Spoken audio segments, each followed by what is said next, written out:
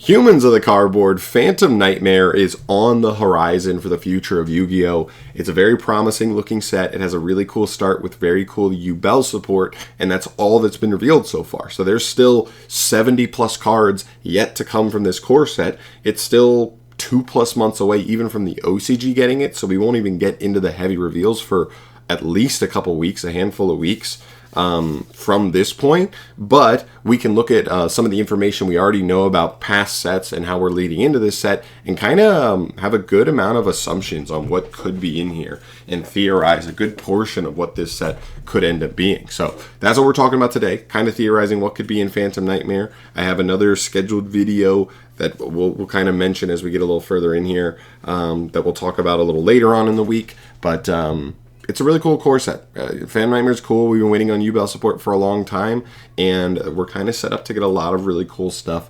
support-wise as well. So I think the first thing we got to look at when we look at a brand new set like this, and we don't really know anything confirmed for it yet, we look at the past sets, and they will tell us a lot of what's going to come into that next set. So if we look at Age of Overlord, which we still don't even have in the TCG just yet, but I think we're only, a month or two away. So we're going to get this card sooner than later, or this set sooner than later. And a lot of the cards in this set kind of give us information on what's going to be in there. So let's start off with the new archetypes, because whenever we get a new archetype, Konami tends to lean into the next 1 or 2 core sets after the set they're revealed in and give them additional support into those sets as well. So the first one is the Diabell Star archetype, or you call this the Sinful Spoils archetype. It's very cool. It's very condensed. It's just the one monster, and then it has they have 3 or 4 spells and traps that give you really good utility. I really expect this engine to be played a good bit competitively. It's one of those engines, kind of like the Adventure engine, that can kind of just splash into a lot of different decks and give them an extra layer of board presence and ways to play, which is very good. And they're just getting started. So I don't know if I expect a ton, because the engine already seems like just what they have right now, just the bare minimum of what they have already does a good bit. But I could see them getting 1 or 2 more utility cards that maybe you consider playing going forward. Nothing that really breaks the engine, turns them up, but something, just something kind of stacked on top of what they already have. Next up, we have Snake Eyes, and this one is so cool because this archetype looks so cool. I know it works with the Diabell Star / Sinful Spoil stuff, but I do think overall that they're definitely designed to be separate archetypes, or at least considered separate archetypes.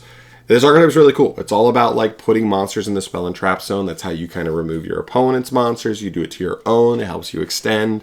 It's actually pretty cool mechanic. But they're not there yet. It feels like this engine has everything. It's got removal. It's got ways to get stuff going, get your good monsters out of the deck. But the deck just does not have enough interruption yet. So that's kind of what I'm expecting from the support in this next set. I'm actually low-key expecting it doesn't have to be a decent amount of support, but decently strong support for the Snake Eyes stuff. Because they just need that push that is they got an awesome interruption now. They are in there. They have a way to have a good end board now. That's what they're going for. They're in there. That's kind of what we're waiting for. That's kind of what I expect here. But they already have a good solid amount of cards to start. So maybe I'm not the same thing as the Diabell Star. Maybe it's only going to be 2, maybe 3 cards. But that can do it. That can do it for sure. Next up, we have the Horus archetype. This archetype also debuted in Age of Overlord. Very interesting one, because this is so clearly just an engine right now. It's literally 4 main deck monsters that all kind of do the same thing. If they're in grave and you control the continuous spell, Sarcophagus, they can all just summon themselves back from the field. So it just pumps out level 8 bodies onto the field. But that's it.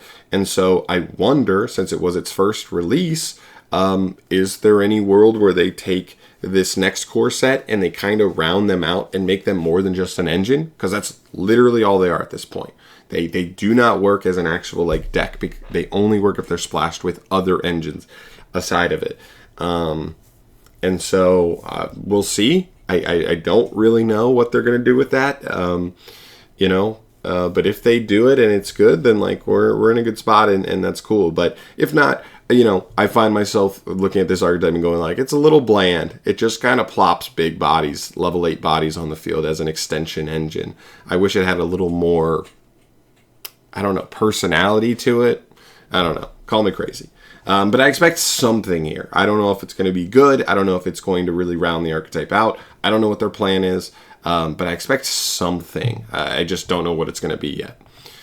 Moving on. The Chimera archetype. This actually debuted in Duelist Nexus. It got this card and a little bit of other stuff in Age of Overlord. And I would not be surprised at all if they got even more support in Phantom Nightmare as well. I think the important thing to note here is that this archetype, the Chimera or Phantom Beast archetype that they're kind of rolling with right now, not only works with just like these Baphomet and like Gazelle retrains, but also illusion monsters in general. They seem to connect very seamlessly with just any new illusion monsters, which is Konami's new monster type. So I actually think that's another reason why they could easily get more support here. Even if it's not direct Phantom Beast support, it could just be like illusion monsters that are like really good for them to take advantage of. Which is why I also want to show off this guy. He is a new illusion monster that's like generically a decent card for Age of Overlord as well. This is another expectation I have. It's kind of funny that like the last new monster type they made was Cybers, and not only was it like structure deck after structure deck after structure deck that was like Cybers, and it felt like half of every core set was just Cyber stuff. And then we go ahead and get like a new illusion type, and it's like the Chimera type, like archetype that has like 2 illusion monsters in it, and then like they have like what 2 new illusion monsters from the new set. And it like Teo's the only one that even is interesting at all. Like it just seems so weird that like this is supposed to be their new monster type, and they just like it's so like whatever. They'll come, I guess, slow and steady, but whatever. I do expect something here for illusions. I expect them to put some illusion monsters, even if it's only 2 or 3 in every core set going forward until, you know, at least the end of this series of core sets. So yeah, that's going to be there. Visa support. This is an interesting one because I don't think this is guaranteed. I cannot say for certain. I'm not positive on this because I don't know if Konami really comes out and like states it whenever we do get this, but it almost feels like the Diabellstar / Snake Eye stuff could be part of a new lore because like they work together. Are we going to get like new archetypes going forward that kind of work into that lore base, and they're kind of ending? It feels like we've been kind of waning off of Visa stuff. We haven't been getting like a ton of archetype specific support anymore. It's been more so just generic Visa, you know, support. And a lot of times that just means like it's a lot of it's like lore supporting cards that are kind of like rounding out the story and not as much like pushing it forward. So I don't know. It's possible we still get that. I mean, we still get like branded cards, so like that's still kind of going on, but it definitely feels like we're leaning off of this. So not guaranteed, but like still probably likely, but we'll just have to see because like it seems like we're getting a lot of Visas cards lately where like a lot of them are like, oh, this is just a lore card. It's not really relevant to competitive at all, but we'll keep an eye on it. That goes for like Manadium as well. This is like their second, the Age of Overlord was their second core set of getting support after their initial release. So I don't expect too much archetype specific support, whether it's Scareclaw, Manadium, any of the other Visas archetypes that we've seen be really meta relevant. I just don't expect it much. Generic cards. Age of Overlord has some really nice generic cards, whether it's Little Knight, whether it's Typhon. There are some really nice generic cards. I almost want to make another video about these 2 cards in specific because I think they're really nicely designed for a game that seems like it's been way too fast as of late, because these cards are more like grindy. They almost make you, they're very good, but they're good while also being like kind of slower. So they kind of like make you want to slow the game down a little bit. It's kind of something I'm kind of like thinking about if Konami keeps making cards that come out that are just kind of like these, and they make for longer than like 2 or 3 turn games a little bit more often. I think that's a little bit interesting, but still cool. Hopefully this set follows up with a you know, more generic cards that are like these. Good, but nobody's looking at these cards like, oh my god, these cards are going to ruin the game. They're so broken. They're just like good quality cards that are good enough to play. So yeah, hope for more of that. Next up, Wild Survivors. Like I said before, when an archetype comes out, the next 2 core sets support it. Wild Survivors gets its first wave in Age of Overlord. That includes support for Vanquish Soul, Transcendosaurus, whatever that archetype's called, the Dino archetype, and Nouvelle. That's only the first one. They should all be getting support as well in this core set. Obviously, the bigger ones of note are definitely Transcendosaurus and Vanquish Soul, because I do think if they get like one or two new crazy cards for Transcendosaurus, it just ends up being Dino support, and we know Dinos are always like kind of on the cusp, so we'll keep an eye out for that. And obviously Vanquish Soul, like Vanquish Soul definitely is like on the verge of being higher tier, but it's more like one of the better rogue decks in the format. Obviously, the perfect support card can push that, elevate that deck even higher.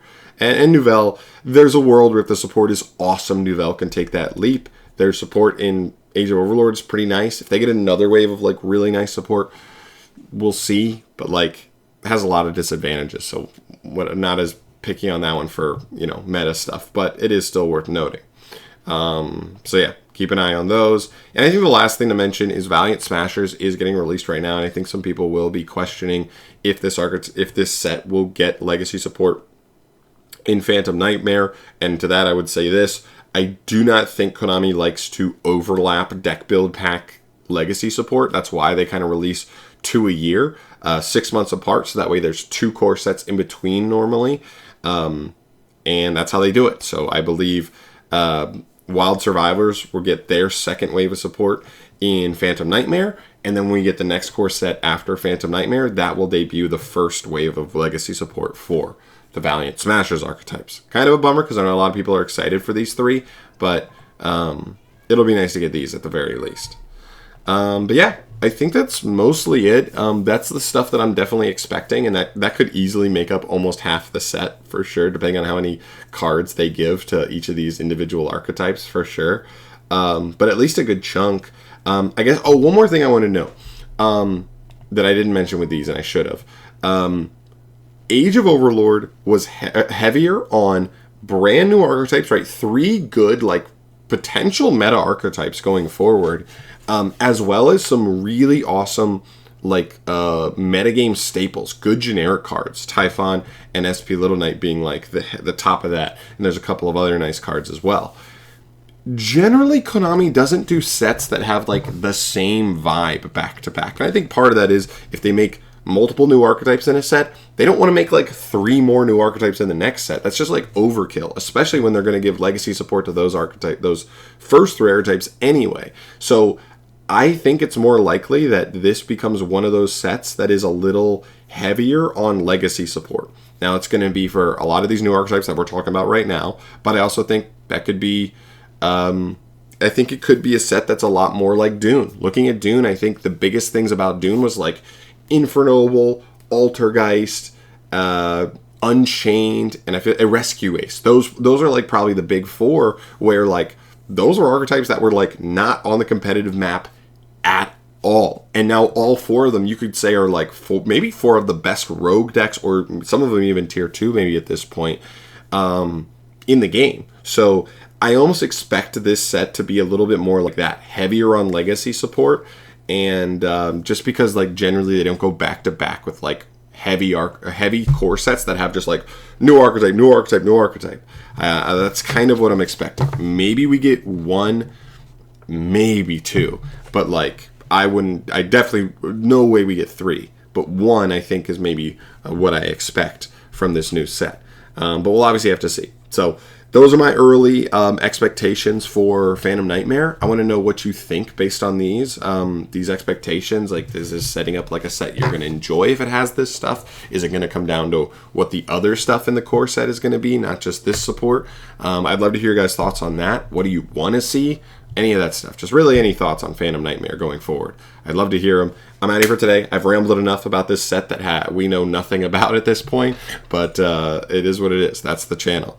Thank you so much for watching, though. I'm out of here for tonight, guys. Thank you so much for watching. I will see you in the next one. Subscribe if you haven't yet, and I'll see you in the next video. Peace.